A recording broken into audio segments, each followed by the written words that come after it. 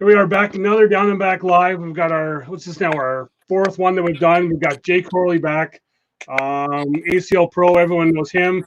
And up the top, where's he? Over there, right there is Parker Blake, we're going to call him an ACL super fan. How about that? Yeah, that's me. That's me. Um, I know he's had a lot of stuff with myself and with Jay on Twitter, but it's just, and he's the, I guess we're going to call him the biggest Jay Corley fan. Yeah, that's me. That's for sure. For sure. I got my bum hoodie on today. He's got the bum Jay hoodie on, trying to get Jay back on TV with Pat McAfee. So how actually we'll start off. How's that going, Jay? I haven't heard anything else from Pat. I haven't really tweeted to him much anymore. I'm kind of laying low on that. But I actually had, I guess it was a rerun from the championships was on over the weekend, and then I had a minor league pitcher from the Cleveland Indians tweet about me being his partner for summer backyard tournaments, and then I don't know if y'all follow baseball, but Shane Bieber was on that tweet. Got involved. It was a couple. It was one more. I can't remember the other guy's name, but it was like 3 or 4 Indians players that were tweeting back and forth with me. I know Shane Bieber's on the major league squad, and he's a pretty good pitcher in the major league. So that's my experience with professional athletes here recently. Yeah. So back up to you, Parker.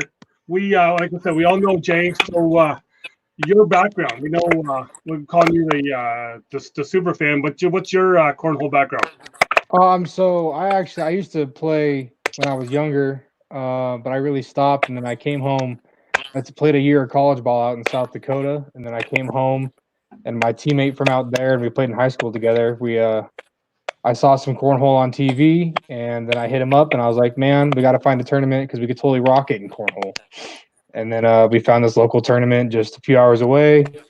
We went up there, and we got blanked our first game, and I think we scored like maybe 15 points the second game, and we're like, "Man, maybe this could be a little rougher than we thought." But so I've just been playing since then, and I bring him along when he can, and just kind of working at it.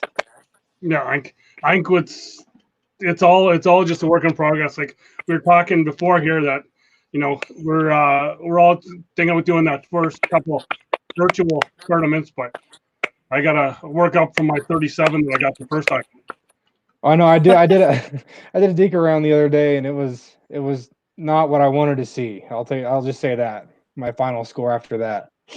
So I gotta start the lower brackets of the virtual, for sure, for sure.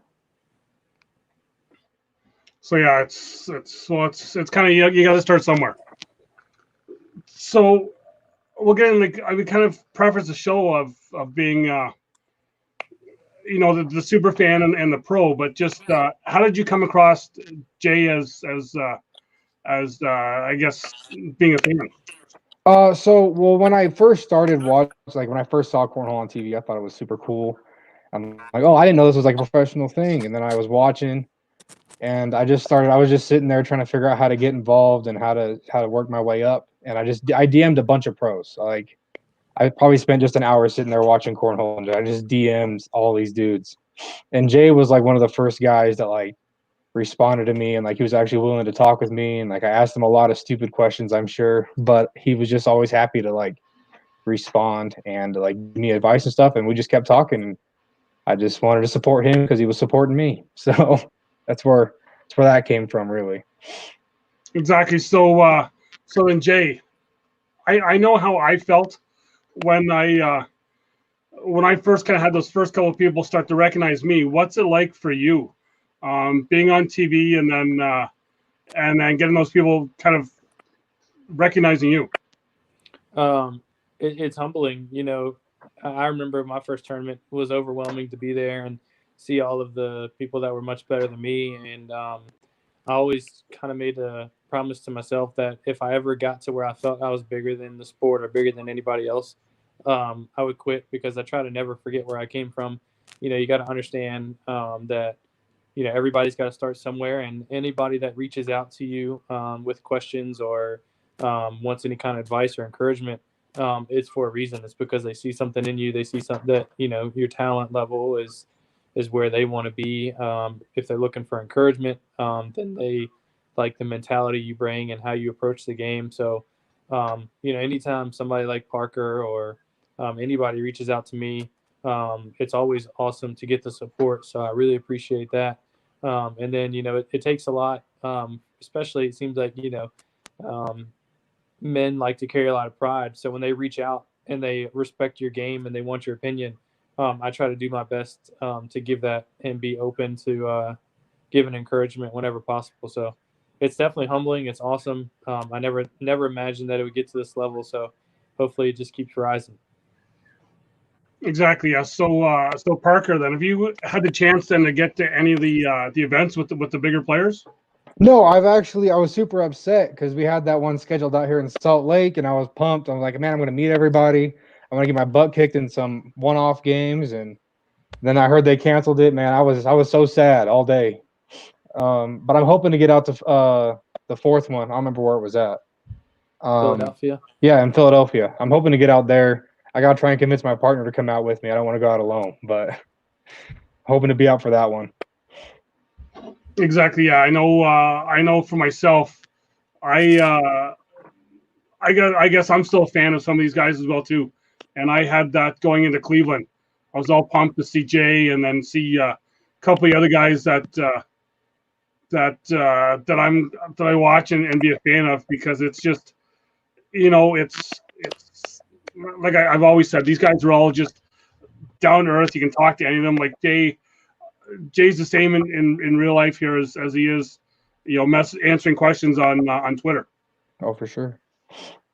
Yeah, I try to be as open as possible, and it's kind of it's easy to do it at home, as far as answering on Twitter or whatever kind of social media engine you want to use or reference. But the real difficulty comes when you're playing on a national level in the pro division, and you're playing somebody like, I don't know, Ryan and Cedro, and you battle it out and you lose on the last bag 21-20, and you're trying to go over and figure out what you could have done differently in that game. And you have a fan that comes over and they just want to throw bags with you just because, we are viewed as professional athletes now, and there are people that look up to us and that are fans, and you have to be able to flip that switch and stay competitive, but also,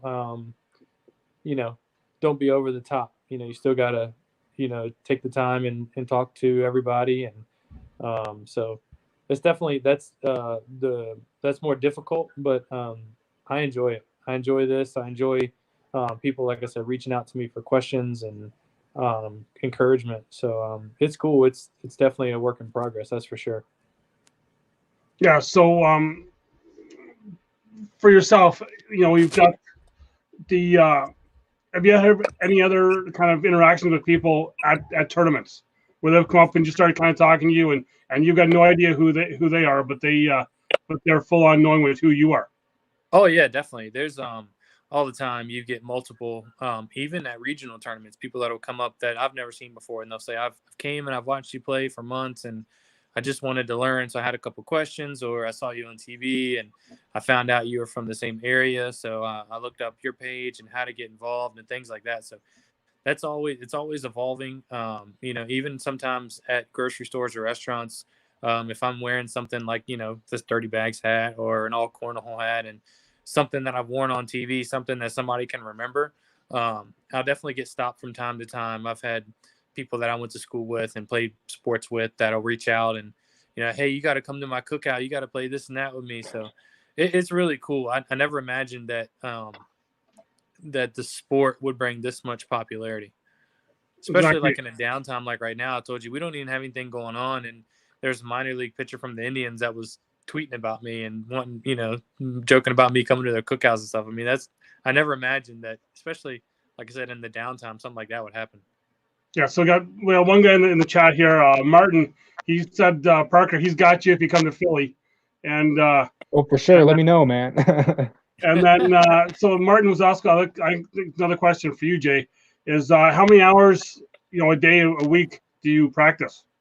So pre-quarantine, COVID-19, I was like 2 blind draws a week, which is about 3.5 hours a night, I guess 4 hours a night. And then I try to play one day on the weekends, and then the other day was spent with family time. But right now, I'm currently teleworking, so I have the ability to get out and practice every single day. I've been doing some kind of online tournament, really working on the mental part of the game of standing there with nobody besides you and an open board.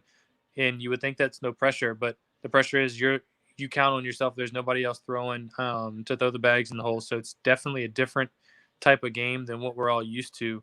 So right now, I'd say I'm about anywhere from 6 to 8 hours a week practicing right now on just open board hole shots, and then doing some ghost cornhole stuff with some blocking too. Yeah. So Parker, I guess I'm wondering, are you like me and getting about 6 hours a month if we're lucky? Well, actually, I was trying to practice a lot because I was in a slump there for probably a month or so. But really, I go to my weekly league. I have a couple tournaments I go to, probably like 3 tournaments on the weekends throughout the month. But I try and practice at home when I can. But it's been really windy lately, like I said, so I haven't been able to do much right now. But I try and get out there. You're in Utah, so you got almost kind of the same weather we have here in Ontario, but Jay's got the nice Virginia weather, and he's nice and warm down there. He can kind of do whatever he wants. Yeah, most of the time I get some windy days. Last week I got in a couple ghost tournaments, and I felt like I was wasting my time because we were getting like 20-mile-an-hour winds, and no matter where you threw it, it was going anywhere except on the board or in the hole. And then today I was in a ghost 10 one for fantasy cornhole stuff, and the wind, my boards were slick, the wind was blowing, and it was just terrible. So, most of the time, yeah, you're right. I'm fortunate with the weather, but today not so much. Yeah, so looking at the chat here, we've got looks like Martin is still here. We got Bent Rossum and my cousin Ben, who's helping with the modding of the chat here, sending me messages when I'm missing something. But got those 2 guys. Any questions you guys have for us, either myself, Jay, or Parker, just let us know. But then speaking of Ghost, Jay, I got to watch you in that first international Ghost tournament. So how was that? That was really cool experience. Unfortunately, I gave up, in my opinion, throwing Ghost 7. I felt like I shouldn't have given up any points. In the first one, I think I gave up 3, and the second one, I gave up 6. And those, they can be tricky because even though you're playing Ghost 7 and you feel like you can be ultra aggressive on some shots where you probably shouldn't, and that's what I did, and ended up coming back to bite me. But I got in touch with my partner who lives in the Netherlands. We're doing like a jersey swap type thing, so he's going to send me over one of his t-shirts / jerseys, and I'm going to send him back one of my old jerseys that I never wear anymore. Parker, you definitely got the better jersey. That was the pro jersey.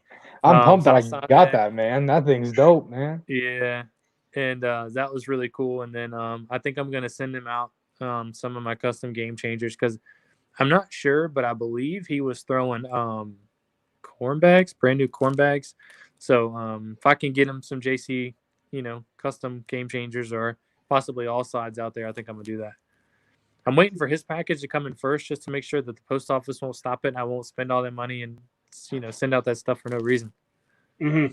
So a couple more questions coming in. I think both again back for you, Jay. One is my cousin because he can hardly grow a beard himself. He wants to know how you keep it so tight and sexy, but I'm not sure what that's got to do with cornhole. But so if I didn't have this gray coming in right here, if I didn't have this gray coming in right here, then I'd have what Parker has. I had one of those. You can go back and look on my IG. I had one of those for a good while I was playing. Right when I met Timmy Pitcher, and so I had one of those. If I didn't have all the gray in there, or if Just for Men would send me some kind of sponsorship, then I'd grow it out. But I just try to trim this every so often when it gets annoying, I guess. Like the last time you were on with that, when we talked about the Coke sponsorship, I'd need that Just for Men as well too. Yeah. But yeah, the other one was Martin had another question. Hardest person you've ever had to play against, and is there someone that owns that space in your head? Hardest person. So I don't know if there's a hardest person I've ever played against because the talent pool at this point runs so deep. I will say the toughest 2 games back to back that I've ever played was probably the St. Louis National and doubles. I had Matt Guy on my end. And then that was the semifinals. And then the finals right after that, I had Ryan Windsor on my end. And to be honest with you, I threw lights out. I didn't give in to them at all, and I challenged them on every single frame. I threw a complete tournament that day, so that was probably the toughest. I played some other guys, of course, to get to that point. I played Jordan Kamba that day, Jordan and DK.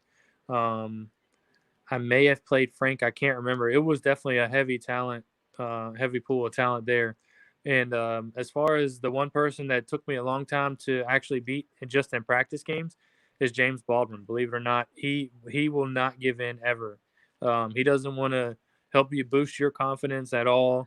Not as friends, nothing. And we were joking around, and I got out on him pretty good last year in Philadelphia, in Pennsylvania, in practice. And he goes, "Oh, you think you're finally going to get your first win, huh?" I said, "You damn right I am. I'm not letting you come back this game." So I edged him out, and I know he was trying because he made that comment for a reason. And James is as competitive as he gets. And that one, even though it was a practice game, it meant a lot to me because it meant mentally that I stayed focused long enough to finish the job against one of the best. So, yeah. I don't know about you, Parker, but for me, him saying all those names just sounds like a nightmare for me to play. I know. I was shaking over. My palms are getting all sweaty, man. I'm getting nervous. So next question we got from Ben here. I'm going to throw this up to you, Parker, because I know how I feel about this. How much of the game for you is physical training to mental training? Like as a part of the game, because I know what it's like for me. I originally just thought it was just gonna be all mental. I'm like, how hard can this? I mean, I'm throwing bags. I'm standing in the same spot. I mean, how rough can this really be? But I actually went to a tournament. I want to say it was like last month, and it was a 2-day tournament, and it was crazy. My partner and I, honestly, the whole drive home, we were just exhausted. We're like, man, I didn't know cornhole could take that much out of me. I didn't even. We didn't even go to the finals, and we were both like, man, I'm honestly glad we're done. I was gonna fall asleep out there, man. We were exhausted. We were exhausted after that thing. I'm going to say for me, the mental part was one of the biggest, just because I was able to see it when we were down in Cherokee for the first time. And you've got that, you're throwing the full day. So you're going there at 9 in the morning, you're leaving at 11 at night. And just that mental to be able to stay focused for that full day. And for all of our stuff up here, we've always had our league nights as those couple of hours. Our tournaments have only been, maybe 4 or 5 hours for a tournament. And then just in January there, we decided to do a regional and a conference in the same day. And so first time for probably a good 80% of our players playing that full time. And they were like, I can't play this long, but it's just that mental drain, right? So Jay, I'm going to put that to you. As we've said with ours, how is it for the pro, the mental prep to the physical prep? I think at the beginning, I think it's kind of like a 3-step process is the best way to explain it. So at the very beginning, it's kind of like being a pitcher in baseball, or Parker, I don't know what position you played in football. So think about like a wide receiver, getting that mental count in their head of how many steps they take before they run a slant or an out route or whatever the case may be, lineman, on pass protection. But the first part is just that repetition of doing the same body movements over and over and over again to be able to get that straight shot, the airmail, those type of things.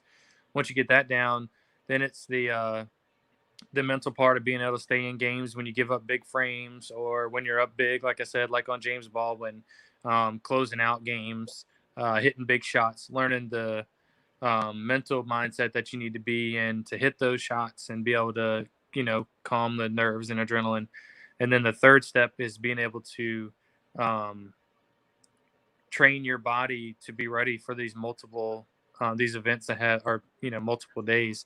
In Florida, my feet hurt so bad after the first night being there for so long. When I got back to the Airbnb, I felt like I could hardly walk. So ever since then, I've had to wear the KT tape all over my ankles and my feet. And so I've been on a diet, to be honest with you, ever since then, to try to cut some weight out and get in better shape so that, I'm not as heavy on my feet, of course, and to just try to be as ready as possible. I feel like for the most part, I've got the other 2 things down, and that's the third thing. I don't know if you guys read that piece that Ryan Smith had, and I think it was New York Times or Wall Street Journal. And he talked about how he's on a diet, and, he works, obviously he's like, looks like Hulk And so, he trains his body, he trains every facet for these things, and it's at to the point now where we have to do that at this level. You've got to train mentally, physically, and then of course just preparing your body for these rugged days. And I was talking to Josh Gross about this exact thing, and going to these events and not running out to the casino at night after these long events and staying out until 2 or 3 in the morning, and having a good time, and then expecting to come and play at a high level the next day. It's, you play the event, as soon as you're done, you get food, you go back to the room, you go to sleep, and you get ready for the next day. So I think it's like I said, it's a three-prong answer there, is the best way I can explain it. Yeah, see, you mentioned Ryan Smith. That's another nightmare flashback for me. I had the pleasure of throwing against him in a blind draw. So yeah, so it's seeing here, looking at some more comments. So Bent is actually from the Philly area, so he'll probably be catching you at the national. Hopefully, we have that one in Philly. My cousin Ben said it's mostly physical for him. I've seen him throw. He makes me look like Matt Guy, so I like throwing against him. And then so Ben's other question here is that he read an article about the Olympic consideration, and wants to know if we have any inside info. And I think probably about a year ago I was asked if I wanted to look after the Team Canada portion if it does go there, and I'm like, wow, I'm not sure if I'm ready for that yet, but I'm not sure how much you've heard from down the States or being in Florida at that national. USA Cornhole did have a booth set up. I think my brother went and talked to the guy a little bit. I don't know. I've seen that they've got, membership fees and things like that. And of course, the ultimate goal is to get an Olympic team, but I haven't really looked into it because there's so many moving parts in order to make it an Olympic sport. You got to have a certain amount of countries that are even eligible to get in, and then all of that. So I haven't really looked into it. I can't imagine that we'd be in the next 2, 3, maybe even 4 Olympics at this point, because cornhole has been around for a long time. I've heard Matt Guy say before that he's played for 20 years, but even another 16 years, we're not even looking at a sport that's been around for 50 years yet. So in my opinion, I think it's a long ways out, but you got to start somewhere. So kudos to the guys and girls that are getting that going. And I love growing this game. I love playing this game. So whatever's asked of me, if they ask for my opinion or want me to be involved in any way, I'll do the best I can to help out. What do you think, Parker? How long do you think? I think you'll have a lot more gray in your beard before the time that gets rolling around on the Olympic level. But I agree with you there. hopefully I'll be half decent by then. Maybe I can make a run. I think you're playing low key. I think you're better than you're putting off here. You're right, and you're in all Cornhole Central. Hey, that doesn't mean much. I'm just here. I'm just living. Have you been to the facility? Yeah. So actually, where we have our league is actually next door to their warehouse. And so when we first started up our league up there, and we moved there, Chad was at our first few weeks, or couple rounds, I guess, of league nights that we did, and he was like giving away all kinds of gear, and they would give out prizes like bags and stuff for the winners of the tournament, and it was crazy. It was crazy when we first started up there. I'm jealous. Hey, you're the one with your initials on a bag, man. I don't know why you're jealous. I mean. Well, yeah. I guess you got a point. So yeah. So one more little back thing with the Olympic thing. I think we might be closer than what we may think we are. Just for the fact that you had like us from Canada come down for the ACL finals. You had the team from Australia come there, and I think just seeing that Ghost International tournament you're involved in, Jay, just the amount of other countries that were actually playing, like I think they're almost probably on par with what we have with ACL here in Canada, but I think they're growing. Yeah, that's a really good point. I didn't even think of that. And also, I don't know if you guys have seen it on IG too, but Japan has a Japan Cornhole page, and I've seen that they've got boards out. I think they measure out 27 feet. I've seen they've got slide rights and maybe game changers out there they're playing with. So yeah, you might be onto something there. I didn't even think about that. I think it was like 5 or 6 different countries that were represented in that international blind draw. Really wanted to win that, by the way. Even there was no money and no prizes, I wanted to win that. Yeah, because I They're winning. think there was Sweden. So Kale that was been on the show was from Sweden. I know there was Finland from Netherlands. Germany. Um, I know that they do play in Italy as well. They weren't represented in that thing just because they got a little more stuff going on right now. But I think Yeah. there's A little still bit. I think there's a pretty big. I think once they do get involved in Europe, it is that really big big thing there. So we may be a little closer than that. Yeah. I think Europe is a big one. And then, of course, you get China involved, all hands on deck then. Yeah, exactly. Yeah. So I'm seeing we got Brian St. Thomas now in the chat. He's a great, actually a really great thrower. Hasn't been around long playing, but I got to watch him play, and he was. Brian, I want to say that you were in like the intermediate competitive division, for one tournament, and then stepped up into an advanced, and he finished second in a doubles advance. So he's quite a good thrower that we're hoping to maybe come down and challenge you, Jay, at one of the next big nationals. But a couple more questions. My cousin Ben's asking. I think I kind of may know the answer to this one, but your favorite bags to throw? Oh, it's definitely got to be the game changers. And I was an all slides guy after the quicker bag movement came on. I was all slides, and Frank was telling me that he really thought the bags fit me well once they break in, and I really wasn't believing him. And then Tyler wanted to throw them, and so long story short, we threw all slides all the way through the championships last year, and then we lost a coin flip on the bag, so I had black all slides with the lion logo on them, and then we had to change to the gold ones, which I had never used because I got them in so late. Working with Chad to get the logo done and all that. I didn't have a chance to break both sets in, so the gold ones were really slick. So then we finally changed over to game changers, and I don't hardly pick up all slides at all anymore at this point. I've got a set of blackjack game changers I use all the time, and I'm breaking in my my JC ones here in the downtime. So definitely game changers for me.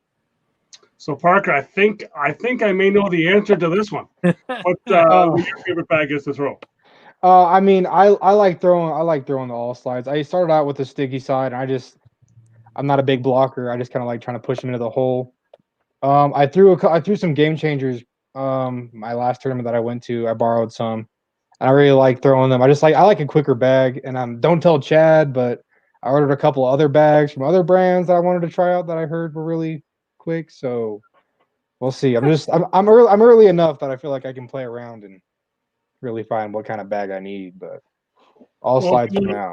I just found out last week that the Octane will start selling my down and back bags. So you just have to go to the Octane website for those. But I know for me, I'm the Octane. I was a slide right guy for the longest time, and then once I started talking with Matt with Octane, the Apex bags I think are almost perfect for me, because the fast side is like almost the same material as a game changer fast side, and then the other stick side is like a slide right stick side. So I think I got the best of both worlds for myself, because I like that, throwing up those blockers every once in a while, and that stick side really helps out with that, because it's something I'm more familiar with.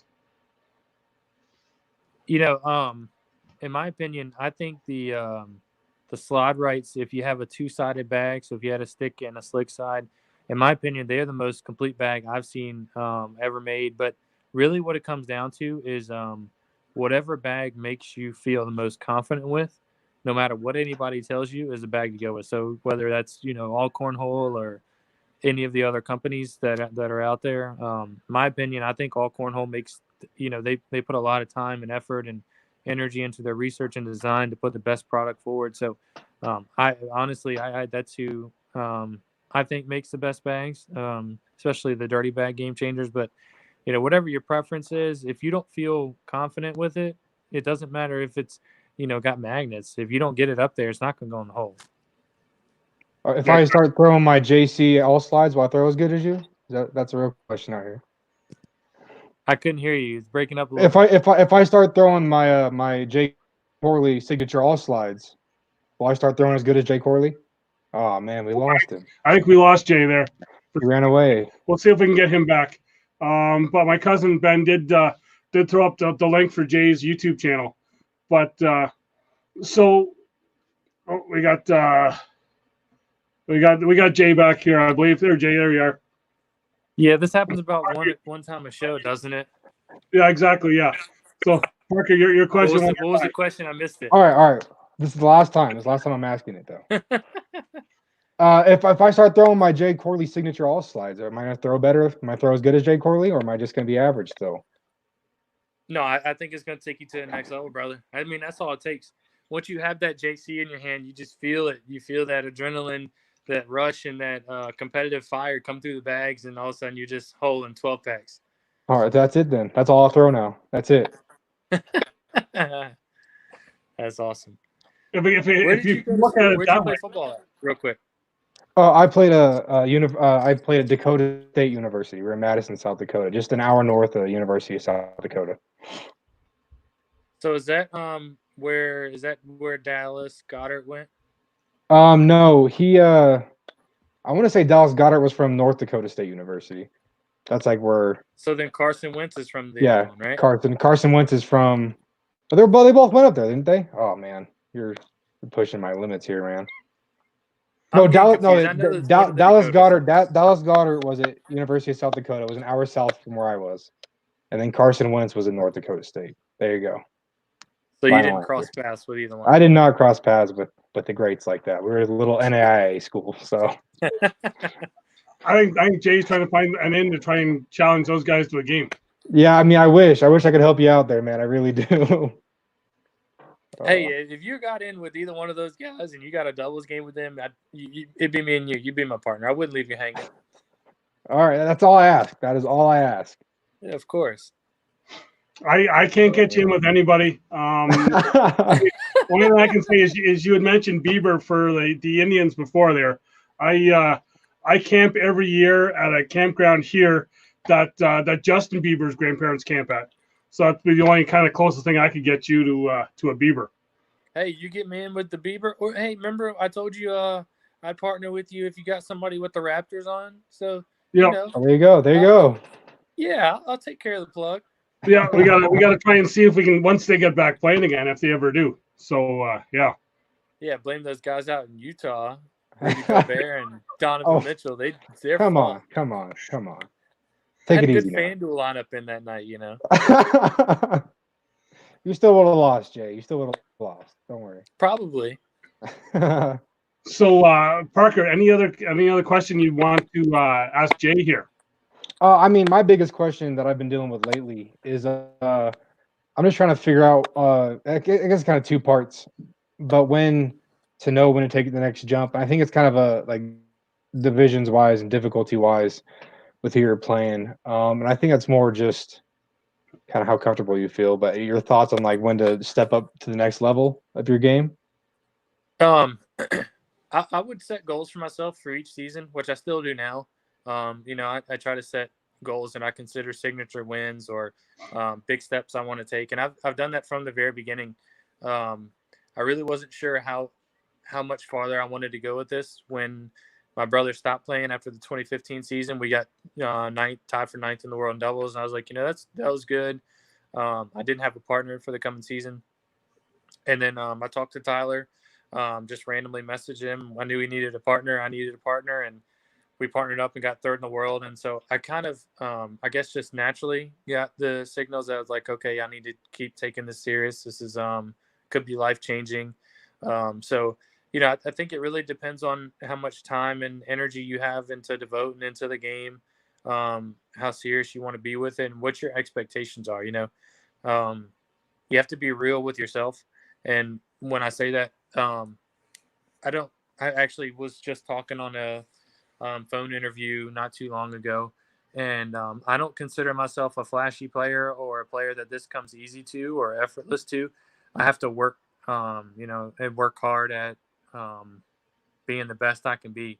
I think a guy like Jamie Graham, Ryan Windsor, the game comes easy for those guys. If you see them when they're playing, it's not a whole lot of effort that goes into it. It's easy, effortless motions, and it's not that way for me. I have to work at it. So to be realistic, I know I have to put in a lot more work than the others to get to the same level. So I'm real with myself and where I think I should be based on the time and effort I put in. So I think that's what it boils down to. You put the time and effort in, you can get anywhere you want to get, especially in this game. This is open to anybody at any age. So that would be my recommendation. I appreciate that for sure. And then I Yeah, just man. got one. My DMs are always open. Oh, I know. I know. I know too. That's the thing. I just got one more question. Half jokingly, but how do you work on your airmail? I mean, I've been trying to work on my airmail game, and then you're out here posting all these trick shots. So I mean, obviously you got something working right. I mean, yeah, like I said, none of this comes easy to me, so it takes a lot of time. I go and you can always try the perfect cornhole when you're practicing, which is work on getting that block down on the first shot, and then airmail push. Always end your practices trying to make a certain amount of airmails just on a wide open board or put a bag in front. Just keep shooting it, man. And when you get in these blind draws, I always tell people blind draws are a good time where you can work on your weaknesses. Or if you get a partner that you think you have no chance to win with, be ultra aggressive. Try to give up 0 points to an entire tournament and carry that person. Be aggressive on those airmail shots because you learn how to hit those shots and you learn how to mentally prepare yourself for those shots by shooting those shots in practice or game-like situations and making them. And then you kind of figure it out. You remember what your release is, your bag height was, how hard you had to throw it, those type of things. You don't forget those things, even though you think you forget the moment. Subliminally, you don't. So practice them, shoot them in the blind draws. Be aggressive when you're just shooting games for fun. Take those serious. Like I take these ghost games, I try to take those as serious as possible, game-like situations. So shoot them, man. The more you shoot them, you'll eventually get it. they got to fall eventually, right? Yeah, elevation is key on every shot, in my opinion. I've gone back and forth with Frank Modlin about this because him and Matt Morton seem to be the kings of elevation, and I was the opposite of that for a long time. And I think now when I'm really grooving on my airmail shots and my slide shots, it's really only about a foot difference from where I'm hitting on the board to airmails going clean in the hole. So that means I'm throwing the bag probably 15 plus feet in the air. So if you get the elevation right, then it's not much difference on your release on your slide shot and the airmail shot, if that makes sense. Oh yeah, for sure. Awesome. I guess I got to get away from my low bag then. Yeah, the low bag can get you in trouble because you have such small room for error. If you miss left, right, you're either going to be short or because you're going to clip the front of the board throwing so low, or it's going to shoot off the back. So if you're higher, it's coming down with, even though you're throwing it with the same amount of velocity, it's losing velocity when it's traveling higher in the air. So it's going to hit flatter. It's not going to kick as bad on you. It's just a lot more pros than cons to shooting that bag with high elevation. For sure. I'm giving out some of my secrets. See, we could have done this off air. I was gonna say my advice on airmails won't help you out at all because it's just close your eyes and pray. But that's where I'm at right now, man. That's what I've been doing. A couple of the questions here. Another one for you, Jay. What do you listen to while you play? So I go back and forth on whether or not I'm listening to music while I play. But if I do listen to music, it's usually some kind of hip hop or upbeat music. I like to filter some Brantley Gilbert in there just because I know he's got that fire and passion into what he does. And so sometimes I'll even like pregame stuff. I'll listen to some Kobe Bryant when he's giving speeches or interviews and things like that. Anything that can kind of get that fire inside of you going is what I try to keep on my playlist when I'm listening to music. Then next question here from Martin again as well is he's want to know what everyone's Decker-on average was. And we talked about that beforehand, and I know mine is way too low. Yours is a 37. I'm going to say I think it might be like a 45 because I'm trying to work on that just because I hit send too many times on a really bad deck around. When I was throwing against the wind both ways, it kept swirling on me. So I'll go with that. I've been pretty consistent on mine this week. I've shot we did a doubles tournament where each player shoots 10 frames, up as one, back as two. and I shot a 94, 98, and 100. So what puts me right at a 9.7, which is not good because I tried to play Ghost 10 today in the wind, and I lost 21-6. So that probably puts me somewhere, I would guess, around, if you take out the wind gust bags that are knocked down, probably right around a 9.7, which is a recipe for a loss, which is not my cup of tea.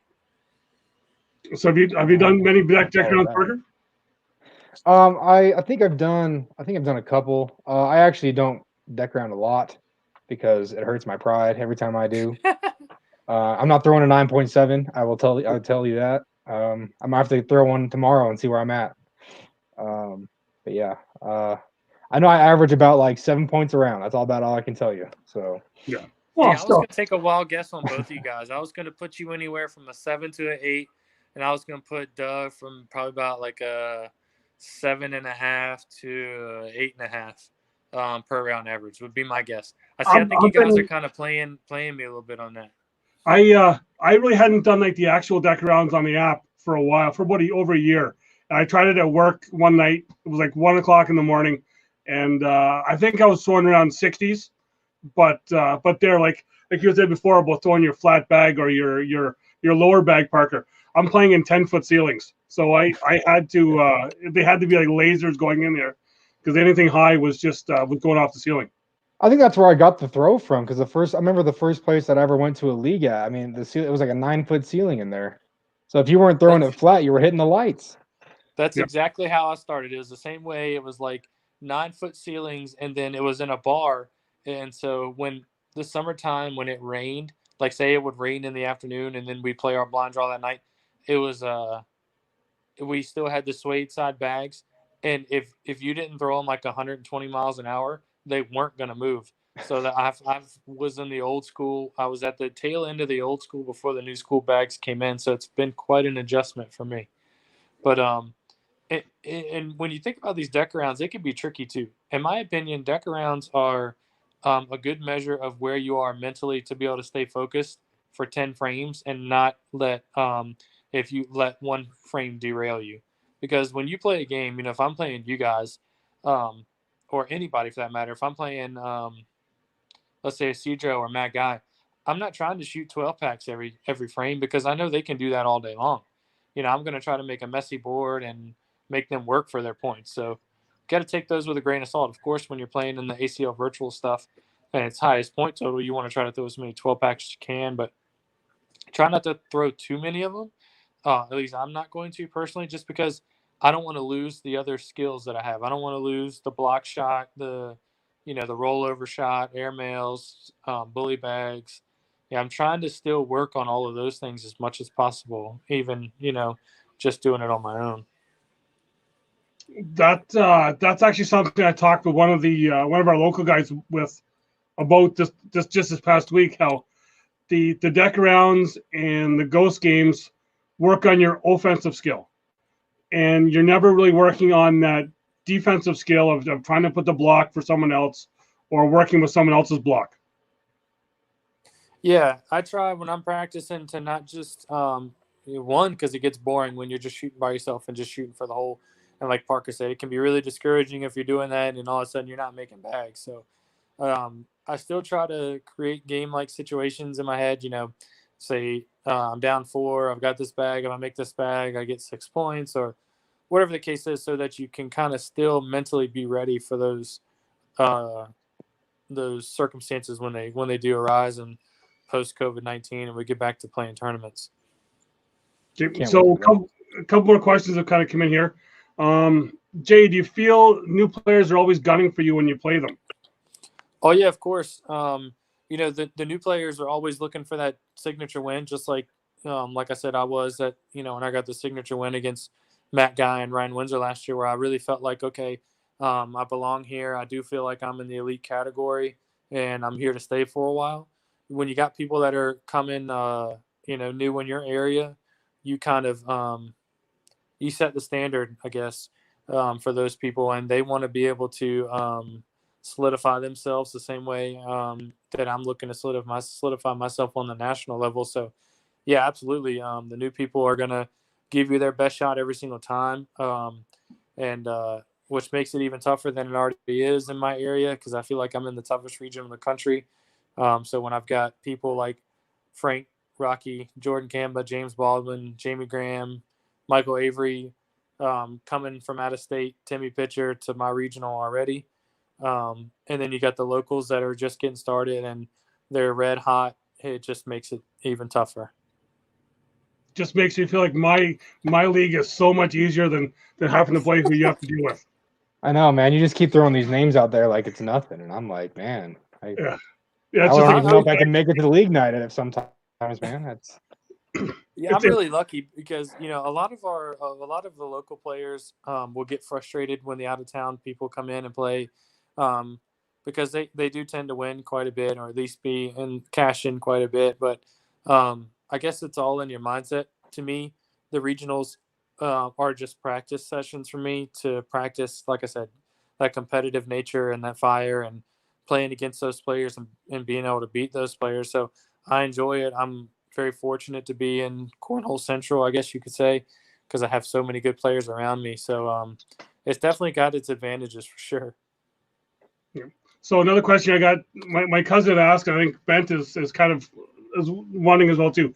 Deck rounds are you're throwing 10 ends, 5 each way. You're throwing your 4 bags, and you just accumulate the score on all your bags. So you're getting a score of 120, and then you average that out, and you'll then on the ACL website, I believe somewhere deep in there, it shows whether you just kind of what level you should be playing at. Yeah, I don't know exactly where that is, but the ACL did make it really easy with 10 frames to get your per frame average. So we're getting a whole lot of questions from a bunch of different people. So I think we got to give a little credit to Parker getting all these people on here. I'm not that popular to get them people in here last time, was that, Doug? Because I think we only had like 1 or 2 people on, and I was like I had to pay them to come on to ask questions. So what can I say, guys? What can I say? It's the big Utah guy now. A bunch more here. We got your physical preparation before a major tournament. So I was on the Battle of the Big Mouse. I did a little commentary on that over the weekend, which was a lot of fun. Those guys were really cool. But I was making a mixed drink before I went on, and my mixed drink was Diet Coke with Fireball. And they were giving me a hard time about using Diet Coke, and I told them that that was part of my keto diet that my wife has gotten us on, which was partly, my idea too. But they were giving me a hard time about doing the keto diet. So I'm trying to diet, cut some weight, get on the bike, get outside and walk and move to lose some weight so my body is physically ready for whenever we're able to get back out in one of these big events again. So is that then because you're kind of trying to follow Jamie Graham with how they made that big deal about him cutting weight for Florida? No, it was actually last year after Arizona, I had lower back pains and my feet were killing me. And then this year again after Florida, I was doing the same thing. So I just figured if I'm carrying around less weight, even though it means I have less room for some Mick Ultras or Bud Lights at these big events, hopefully in the long run it'll benefit me. So, but yeah, what Jamie did was pretty incredible to lose that amount of weight in that amount of time. I remember we were still in the Big Four back then. I'm not sure if you guys remember that in 2016. But that was when he was doing that. We went on quite a run in 2016, I'll tell you. Yeah, I'm kind of told that your physical preparation on the way to tournaments is sleeping in the back seat of the car. Is from what I was told by Tyler. No, that was Tyler. I can't believe Tyler did that to me. So this is what happened. This was when me and Tyler were chasing points for Player of the Year in 2016, or Team of the Year. I'm sorry. So I'm in Virginia. Tyler's in North Carolina. Jamie's in Western North Carolina, and then Trevor Brooks is in South Carolina. So we decided that it was a good idea to go to Alabama. So we rode down Friday. So I just left Virginia. I went 2 hours to Tyler's. Then we went 3 hours to Jamie's. Then we went another 2 hours to Trevor Brooks' house. Then we left that night and drove all the way to Alabama. That was Friday. And then Saturday, we played all day. Me and Tyler ended up missing the championship by 1 game. And the way that tournament worked was if you got knocked in the loser's bracket, you couldn't come back and win the tournament. The best you could do was third, and we had to win. So as soon as we lost, we just forfeited our loser's bracket game and turned around and came home that night. So I think that Sunday was Mother's Day, and it was my wife's first Mother's Day with our firstborn. Um, so yeah. Anyways, we left that night, Saturday night, and I was back home by Sunday morning at 6 o'clock. So yeah, they caught me slipping for like 2 hours of sleep. I was the one that drove the rest of the time, and then they want to do that and expose me. I'll get them all back. Yeah, my I cousin know says a couple. that's the way I am when we go to Charlotte. I'll drive my couple minutes and I'll let him drive and I'll just sleep. But that's the way I like traveling. See, I always find myself being the driver on our road trips, so I think I'm in the wrong game right now. I enjoy driving too, man. It gets boring just riding for so long. I get anxious. Like we were going to Cleveland, I was bouncing off the walls and trying to get out of that vehicle. It was like a 9-hour trip. It felt like forever. And Alabama was like something crazy, like 14 hours or something. Yeah, we do 22 hours to Charlotte every May. So it's and we're pulling a camper with that as well too. So it gets a little stressful. But You can just get in the camper and go to sleep. yeah, well, yeah, I wish I could. So we got another question coming up here. Another one for Jay though. More nervous playing against amateurs while your wife and buddies are watching in person, or playing on ESPN when the world's watching on TV? So typically my nerves get to me at the beginning of tournaments, no matter whether it's just a local blind draw here or playing on the national level. And then I get better as the day goes on, and the tournament flow kind of kicks in. But the first time I was on the stage in the Crew Cup with Tyler, Derek Vertiger, and Leslie McKeever, I didn't get nervous at all. I was really confident. That was in St. Louis, and I shot well all weekend. The bright lights did get to me as the game progressed against Matthew Sorrells and Emery Parker. So I did get a little bit nervous there. Tyler shot his butt off. I wish I would have shot a little better there. But then in Myrtle Beach, the most recent one, I felt good. So I think it's just going to come with time, come with experience. Right now I'm battling the nerves a little bit doing the live feed thing more than anything else. So I think it's just going to come with experience. And just keep growing like we would with anything else. Some of the TikTok videos are helping too. Man, one of the TikTok videos I got airmail over my wife and my oldest daughter is almost up to 60,000 views, which is pretty crazy. Yeah. So one other question, I guess, that I know, because I know how I feel, and both of you guys, I know, have played sports. So is coming in from another sport helped you in your preparation with getting ready for matches? You can go first, Parker. All right. Well, it's actually interesting for me. I played center when I was playing ball, and so I try to liken, because it's just the same motion as snapping a ball when you're just throwing the bag. And so a lot of like the corrections I'll make for myself really just kind of stem from what I learned because it's just the same motion going to the same target every time. So I try to use that to my advantage when I'm trying to teach myself and fix my problems that I have quite frequently. And I think it's on a mental thing too.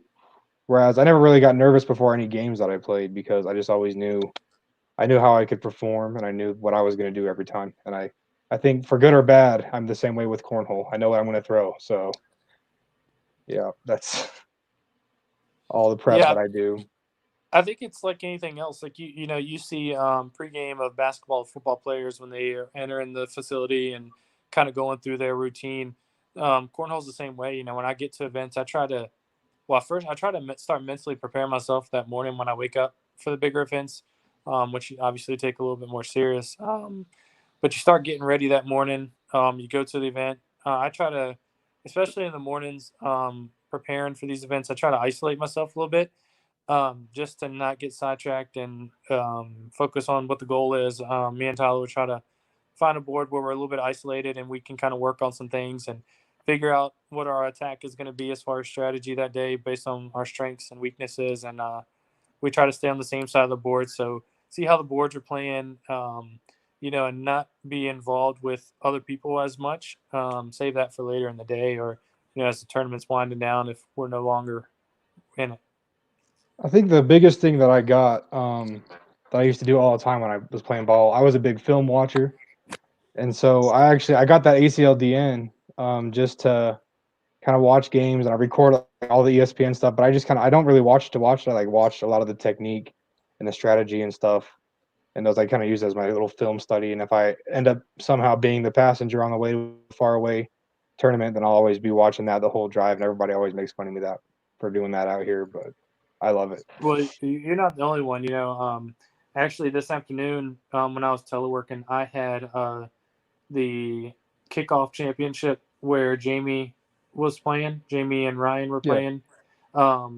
Jamie, I think I've said this on your stream before, Doug, that as far as the mental aspect of cornhole, I don't think there's anybody that mentally prepares and knows the game in each situation better than Jamie Graham. So in Florida, I picked his brain a ton on the mistakes I was making and the criticism he could give me to help me get me back in the right direction because I was struggling a little bit. So I definitely do that. I'll go back to old streams of myself. I'll find games of Frank Modlin, Jamie Graham, Jordan Kamba, Ryan Smith, the guys that I know take the time to prepare and put the best product out. I'll try to go back and study them as much as possible. So you're definitely not alone in that. And I know we're not the only two that do that. That's actually a really good way to find out different things that you can add to your game. Another good one to watch, if you haven't already, is Scott Lane. I think he's injured right now and he's trying to get back right. But when Scott Lane is right and when Scott Lane is playing a lot, there's not many people in the country that can beat him. And he'll help anybody. He's one of the big ones in helping me. Yeah, no, I found that with a lot of people. So my sports background is I'm Canada, so I'm hockey, and I was a goaltender, so I'm already on that island by myself. So when I do play singles, I kind of try to drown out everything that's kind of around me at times. But it's just it's that pressure. I kind of know what that pressure is like. Sometimes you deal with it, sometimes you don't. But I'm kind of bring that, just trying to slow myself down. So you find out. I find that once you start making those mistakes, you try and play faster to correct them instead of just stopping, taking your head out of your ass for a lack of a better word, but it's just doing that there just to get yourself out of your own head. Absolutely, it's a whole lot like when I was I pitched in baseball growing up. I pitched all the way through school and college. So like you said, you're on an island by yourself and you only depend on yourself. So you kind of use that as a way to get yourself out of a jam and figure out how to right the ship a little bit. So I definitely can relate to you on that one for sure. Yeah. And seeing in the chat here, I see my cousin says I slept through 3 states once on our way to Charlotte. But I don't know if you guys ever made that drive where you go through Pennsylvania, Maryland, and into Virginia. One of the Virginias there, and it's like 20-minute stretch of highway. I think that's what he's talking about. So. Yeah, me being in Virginia, I'm hitting those roads all the time. Yeah. So a couple more questions here, and I think I may know the answer to this one here too. But another one for Jay: who talks the most trash without trying to throw too many people under the bus? Because I know I've seen one guy play live. Oh well, so locally to me, it's got to be Rocky Rockwell. I think I've said on here before. He's the type of player where when we're playing regionals, if we're not on the same team, because I play a lot of regionals with him, but if he's playing with Frank and I'm playing with Jordan or whatever the case may be, I'll put headphones in when I'm playing against Rocky just because he likes to talk and talk and talk and then talk a little bit more. So I'll put headphones in and not even have music on just so he thinks I'm listening to music, so he'll stop talking. So but as far as on the national level, the best trash talker I think that actually talks a lot of trash and can back it up, it's got to be Cody Henderson. I mean, he talks a lot, but he's got the skill set, and 9 times out of 10, he's going to deliver every time. Exactly, yeah. And then most fun person to play against? Cutting in and out a little bit on the last one. It's like so the most fun person to play against? I don't know if you got hear that one. So the most fun person to play against? I'm not sure if the YouTube groans are coming in here. Can you hear me now? That last question. You got to get me to the second. Yeah, I can hear you. It's just cutting in and out okay. a little bit. The most fun person to play against? Still cutting in and out. You guys are frozen again. Okay, yeah, I know. I've had a couple out there too. But yeah, so looks like we've lost him for a bit here. So Parker, Brian St. Thomas is like, that's exactly how he learned.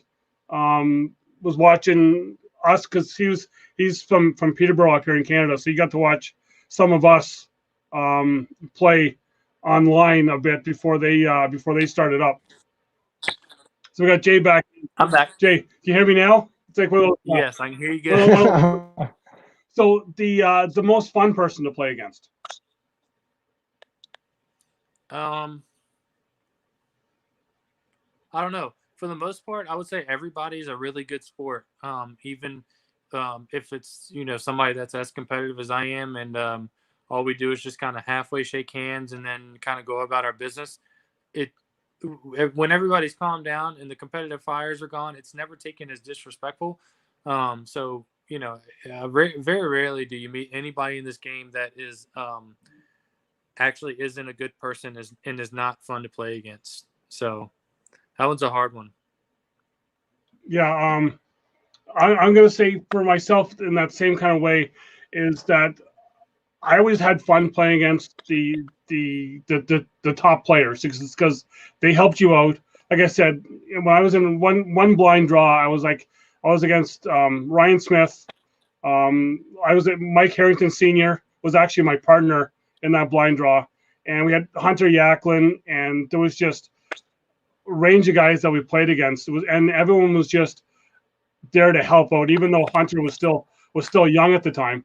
Well, he's even still young now, but just everyone is just kind of great in helping out and and being good when you're playing. Yeah, I gotta I've thought about that a little bit more now, and probably the most fun that I've had playing with and against somebody, it's got to be Jay Dotson, and that kind of goes back to almost like 2017. I think I played him in Vegas and surprised him a little bit. I think I beat him. I'll never forget. It was 21-3 to move one game away from the stage, and then Jordan Kamba got me. And then Myrtle Beach, we played. They did the swap thing where you have a partner for a game, and then you swap and get another partner. And the top 8 players with the best record were the ones that got to be on ESPN. And I lost one game in the swap, and it was with Jay Dotson. That was by far the worst I had thrown in probably, I don't know, 6 months or a year in that game. It could be because I had maybe one too many refreshments or whatever the case may be. But anyways, I didn't throw good. And he came up, and afterwards he wasn't mad. He wasn't frustrated. He was just laughing. He's like, of course the time we draw each other is when we don't throw a decent, halfway decent game. So, and then we played against each other in Florida, and we battled. I think that game was 21-18. He got me, and it's kind of one of those games where you knew both players were throwing at a high level, and even though he got the best of me, I wasn't mad. I played a good game. He just had a couple shots, a couple rounds that were better than mine. So Jay Dotson's always a good one to play with and against, that's for sure. Yeah. So we'll go another 15 minutes. We usually go an hour, but it's we're actually going pretty good. We got a couple good questions coming in here too. So Ben has shared your channel. He's actually shared. If you go back up, I seen that he shared the levels for he was able to find the deck around levels that the ACL has put out. So that's back in the chat. Also, just wanted to say, if you look down below in the description, there's a link to Parker's Twitter feed, which is always good. He puts out a lot of great questions. I had one just before we came on here. He threw one out for a bunch of us to kind of ponder. And then there's also links to Jay's YouTube page, his Facebook, and his Twitter. Because I actually, speaking of Rocky, you actually had one video on there when you were trying to talk with Rocky at a tournament. Oh yeah, that was on my YouTube channel. So definitely shout out to Ben for that. I appreciate that. All that exposure doesn't go unnoticed. So I don't know if he drinks or not, but if he, in Philly, I owe you one. But yeah, so the YouTube channel kind of took off a little bit. It's moving kind of slow now, obviously with the downtime. But I've got a couple things in the works between what I'm doing on my TikTok with the cornhole shots and trying to build on my Instagram right now. So yeah, but the YouTube channel is a lot of fun. I was really excited for the Salt Lake City National because I was gonna try to do one for the channel there and see if I could get into the all cornhole facility. And, Parker being the big fan he is, get him in there, get some kind of, pro versus fan game. Try to get a game We in don't with got to put you that on and stuff YouTube, up in Jay. You can come Cleveland. down there. Yeah. No, I mean, I gotta, I gotta talk a little trash to you, and I was gonna get a game with Doug and Cleveland and talk a little trash there. So I had some things in the works for that, but of course, COVID-19 wants to come in and ruin everything. So that's kind of slowed down here recently. Yeah, I had big plans for Cleveland as well too, and that just went right out the window. But seeing Ben in the chat here, Ben says done, but he's a musician, so that's like he says, the only thing he's got really in connection with cornhole is the drinking. That's because just for him being the musician. Drinking brings a lot of people together.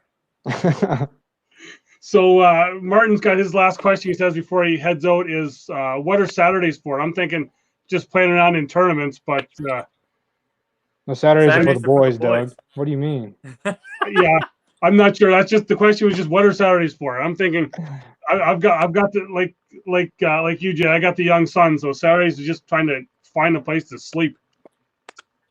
Saturdays are for the boys, man. You're showing your age, Doug.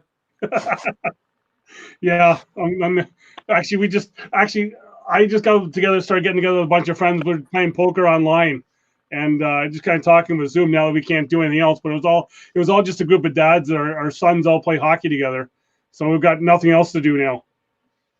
Saturdays are for the boys when my wife says it's for the boys, and when she says it's time to stain the deck, that means get your ass out and stain the deck. I can play both sides of the fence on this one. Hey, I mean, I got a Saturdays are for the boys flag up in my room, so I really can't. I mean, I'm committed to that side of the game right there. I hear you. I'm trying to get it back, but yeah, it's it's been great having you guys on here. I think this kind of went way better than what I thought it was going to be. It was great having that, being able to talk with like I said, coming in the pro and the fan, just that interaction, because I think it's something that's new to the game. Like I even said, it's new to the game. And I think it's just gonna skyrocket with the more TV coverage and getting the people watching. Yeah, I agree. I really appreciate you having us on. I thought this was awesome. There's not Parker, of course. I think other than probably my wife and my two little girls, he's got to be my biggest fan outside of I guess immediate family. So it's really cool to get on here and talk and get his mindset on being on that side and kind of what drew him in to follow me and support me. And, everything he's done, everything I've put out, he's supported, he's shared, he's, got the hoodies, he's got shirts, he's got the bags, he's got it all. So I really appreciate it from the bottom of my heart. I appreciate the support. I got another guy in Texas that definitely supports me. He reaches out and supports me. Not like Parker, but he's up there too. So I don't know if there's any other fans out there, but if there is, I appreciate you guys and look forward to hopefully playing some more high-level cornhole here in the near future.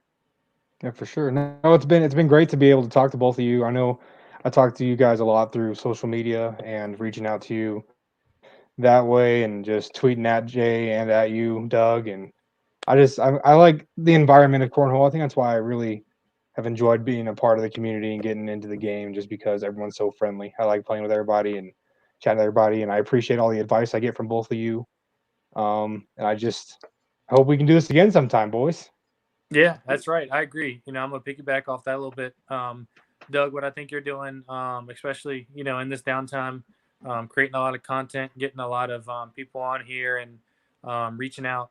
It's great for cornhole. It's really great for the sport. So I appreciate you having me on again. This time, each time we've added a little different dimension. This time we had the fan. So, it's really cool.